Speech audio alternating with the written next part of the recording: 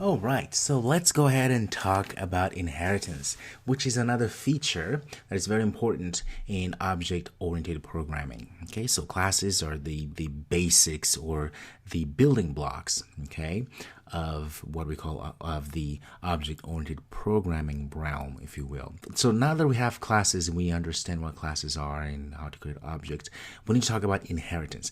Now, again, because I like putting together analogies so that we can actually understand what's going on.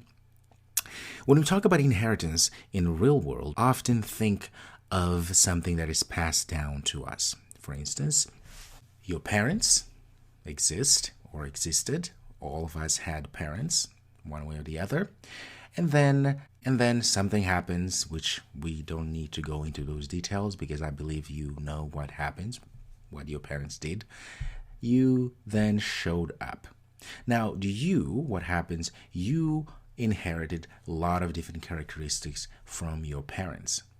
But most of the characteristics that you've inherited physically are characteristics that are the default characteristics, as well as characteristics that are not default characteristics. For instance, some people may argue that you can also inherit some sort of different kind of mannerisms or behaviors. We don't have to go all crazy about that, but the idea is that we inherit features from our parents. So had long hair or had brown hair or had bigger noses or small noses. So all those features we do inherit from them to create us, in this case you.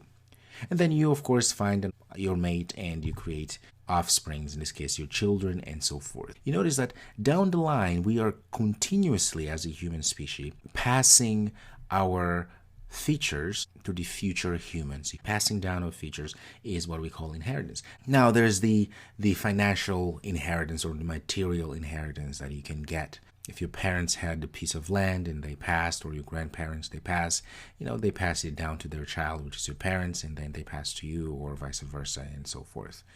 But the idea is that you're passing something down. Now, when it comes to programming, an object-oriented programming paradigm here, we have the same concept, which is the idea of creating classes in this hierarchy of classes and object is to foster an environment we don't have to create classes that repeat the same features.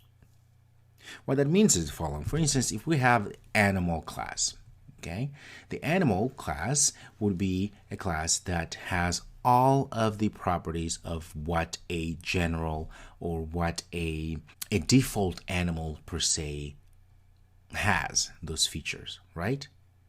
And so what we can do then when we want to create another type of animal or a group of animals, in this case felines, we can inherit, because all the felines are animal. But felines is a group of type of animal with some extra specific features or attributes.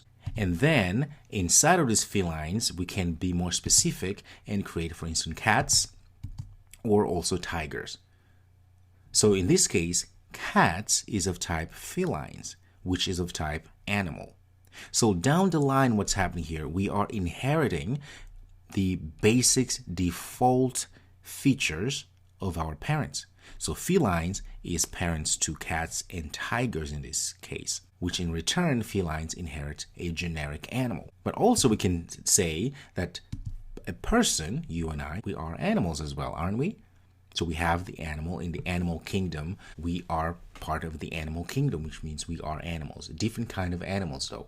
We are not felines, but we are animals, which means we also inherit from our parent class, in this case, would be an animal. So this hierarchy of classes here, an object, allows us to have a very defined hierarchy, and as we define or refine all these features from each hierarchy, we are being more specific but not redundant. So this is one of the features of object-oriented programming, is that we can create a parent class and then all other classes that have similar features can inherit from the parent class. That way we don't have to redundantly create the same features as we create other classes and objects. Because remember, the creation of objects in memory is very expensive, so we need to minimize that. And one of the ways to minimize that is to take advantage of the inheritance capabilities of many object-oriented programming languages. That's what inheritance is in object-oriented programming. Now, inheritance and object superclass. So this is what I want you to understand, is that when you talk about a library in any object-oriented programming paradigm, what happens is there's always a parent class, just like the animal as the parent of all other classes at the bottom, right, which everybody inherits from. We still have the same thing as well. If you look at, for instance, an animal, like we looked before, has felines and has all of the ramifications as well, right? Person, so forth. But we also have this object class, which doesn't inherit from anybody else. It's just an object class at the top of the food chain, if you will. But animal, being our parent class for felines and person and cats and so forth, also it has to inherit or inherits implicitly from object. Also, all classes that we create inherit from this big main class called object. And we'll see the examples of why or how do we know that this actually happens. Any parent class that we ever write implicitly inherits from object, the object superclass as we call it.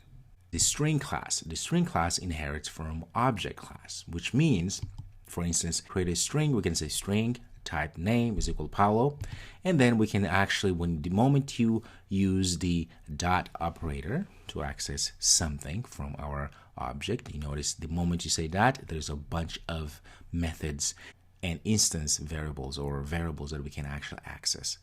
That is how it tells you that indeed the string is an object. This is how a language, a programming language and a framework really is set up. So essentially has a lot of different classes, and all those classes inherit from object. So any class that we create ourselves, let's say person class or some sort, it will always also inherit from object superclass. We call it superclass because that is the ultimate, almighty, powerful class that we all have to inherit from. Let's go ahead and put all into code so we can actually really wrap our head around all of this. See you next.